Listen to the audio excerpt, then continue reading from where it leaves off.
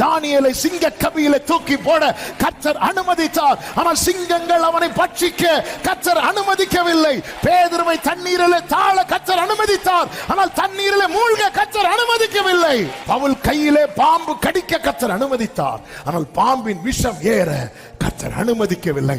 சில காரியங்களை கர்த்தர் அனுமதித்ததாய் எண்ணி கர்த்தர் கைவிட்டு விட்டார் என்று எண்ணாதே. அனுமதிக்காத சில காரியங்கள் இருக்கிறது. எனவே நாம் உயிரோடு இருக்கிறோம். ஹalleluya. சில காரியங்களை அனுமதித்தது உண்மை. ஆனால் அதே நேரத்தில் அவர் அனுமதிக்காத காரியம் இருக்கிறது. அதை தான் யோபு கிட்ட சொன்னார். சமுத்திரம் எழுந்து வரும்போது அதை மணலினாலே எல்லையை போட்டவர் யார்? இவ்வளவு பெரிய சமுத்திரத்துக்கு நான் ஒரு எல்லையை போட்டு இருப்பேன் என்றால், யோபுவே, உன் வாழ்க்கையில சிலதை அனுமதித்தது உண்மை. ஆனா சில காரியம் அனுமதிக்காததுனாலதான் இன்னைக்கு நீ சாட்சியா நிக்கிற.